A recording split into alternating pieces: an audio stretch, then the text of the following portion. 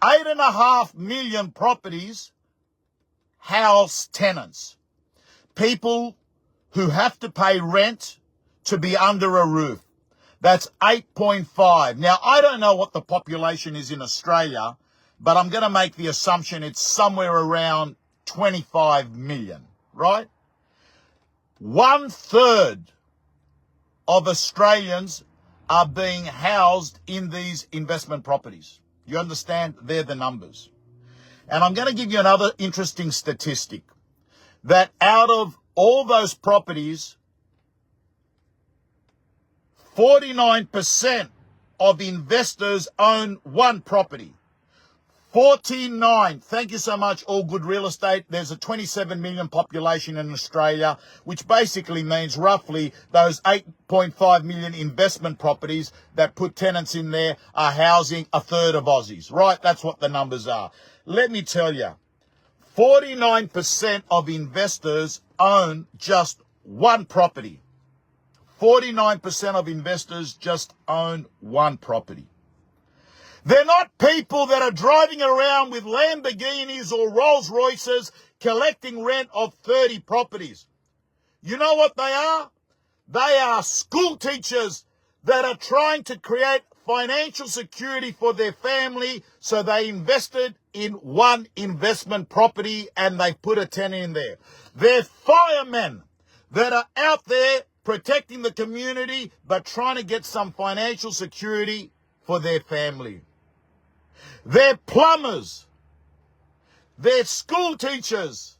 That's are the investors in Australia. In fact, 2.5 million of the properties are owned by individuals, whereas only 255,000 are owned in trusts and 75,000 in companies. So what is the profile of an investor in Australia? It is someone earning less than 100 grand a year. These are facts. But guess what? During the week, which you all know about, the Albo government, and before you go off and say, here's another Liberal puppet. Listen, I come from a Labor-based family. All Greeks voted for Whitlam. I was brought up in a low socio-economic area with a family that was in the bottom 5% in terms of income. Factory worker, right? Out there, Lakemba Belmore. I have voted for Labor more than I have voted for Liberal. But I've got to tell you, that's a circus in there, because you have decided this week, and you're running for cover, because when the Prime Minister, Anthony Albanese, was asked, hey, why are you looking at negative gearing? Why are you doing profiles and looking at various modelling of negative gearing? This was a policy that lost you the unlosable election in 2019 because you wanted to muck around with so many people who earn less than 100 grand a year who are housing tenants. And you know what you're going to do if you muck around with negative gearing, my friend? Those 8.5 million investment properties come off the market. Investors are your friend, government. Do you understand that? Investors are your friend. But no, what are you doing? You're having a look at how do we go off? How do we go off and actually make more money? Listen, have I got it? I have. I've got my notes down here. $6 billion last year collected, $6 billion collected in stamp duty from investors. 4.5 billion in council taxes. But you're still not happy. How do we actually get more of these people? They're your friends. And you know what? When you were asked on Wednesday, you actually wouldn't deny it. But on Thursday, when you realized the heat was on, what did you say? Oh, it wasn't me. People in my government, my staff, they're always working on modelling and looking at various policies. Well, I've got to tell you, if you didn't know, you're incompetent And if you did know, you're a liar. And it's on record now across every media outlet that if you backflip, you've said we're not touching it. If you backflip, you're a liar. But I'm going to take your word and say that you weren't aware of it, Mr. Albanese, that you weren't aware of it. And if you weren't aware of it, that's even worse as far as I'm concerned, because it basically means that you don't know what's going on in that joint. That would be like having a real estate office and having the principal, the CEO, being asked, hey, are you thinking of leaving this franchise and becoming that franchise? Are you thinking of leaving Ray White and becoming LJ Hooker? Are you thinking about leaving LJ Hooker and becoming an independent office? Oh, no, I've just, there's always people in my office looking at the various models out there, and you'd have the property manager or someone else, there's some junior, looking at various options. That's what it would be like. Spare me. I've got to say to you, it is an absolute disgrace. You lost the election in 2019, which was unlosable, and I've got to say to you, don't do the same thing again. The numbers are very clear. 8.5 million investment properties. Can't you see what's happening in Melbourne with the other guy there? He's forced every investor to put their properties on the market. You see what's happening in Melbourne. They're out of the joint there. They're all heading to Queensland, right? That's where they're heading to. They're not going to go to Melbourne. Some people are also leaving Melbourne now, going to Adelaide. Anyway, you can tell I'm fired up. I can't remember the last time I auctioned 16 properties.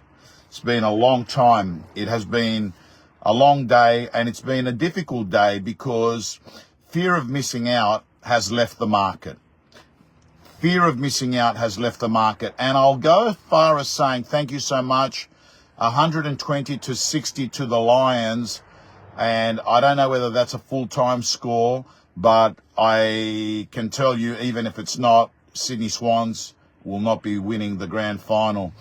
So I have to say to you, 16 auctions. And what's happened in this marketplace is there is so many listings. There is so many listings. By the way, I am auctioning from Sundays moving forward. Sunday auctions right till Christmas time because there is so much stock. So, Susan, I'll have to talk to you offline afterwards. We are doing Sunday auctions. So today, 16 auctions. 12 sold out of 16, but auctions, what made it stressful today is all the auctions are going longer. No one wants to start an auction. Bids are small increments. Buyers are walking away in droves because they have others to pick from. And I've always said, oversupply of listings is the killer to capital growth.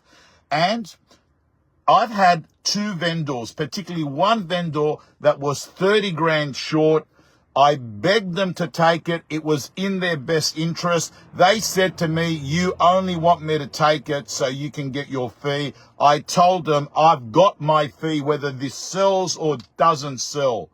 I am telling you that as stock piles up in October and November, it is going to be even more challenging for a vendor.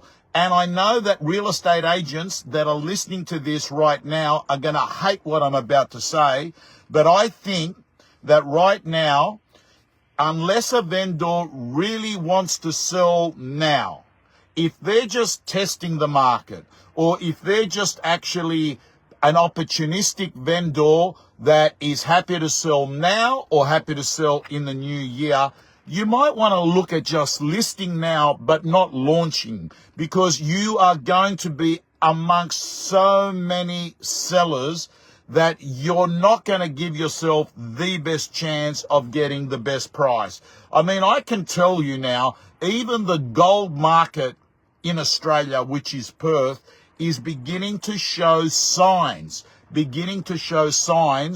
of buyers moving to a buyer market, 100%. We're seeing days on market even in Perth, which has been the hottest market in Australia for all year. It is showing signs of buyers getting cagey. some of the other things that happened today. Number one, I had a vendor tell me this morning, I need you to start at this figure and no less. And I said, great. Then I went on to say, what if we don't start at that figure because they're not offering it? I said, do you want me to put a vendor bid? No, we don't want to put in a vendor bid. Thank you, Tammy. Absentee tax hit hard here, yes. And you know what else I've got to say to you? Anyway, listen, I'm fired up. It actually caused me a lot of stress reading all those articles, thinking to myself, you know, that's a circus there. They're running it like a Greek milk bar in the 60s, but it's 2024. I've got to say to you, a vendor said to me, start at this number. I said, if we don't get a start, should I put the vendor bid in? No, I don't want a vendor bid in. I want you to start at that number. I said, but what if the buyers won't start at that number? I don't care. I'm not taking anything less than that as a starting bid. I said, then we've got to use a vendor bid. They said no. And I said, so explain to me, Mr. and Mrs. Vendor, if you want me to start at $1 million and no one's offering $1 million, and you don't want me to put in a vendor bid of $1 million, how do we start at $1 million? How do we start? What do you want us to do?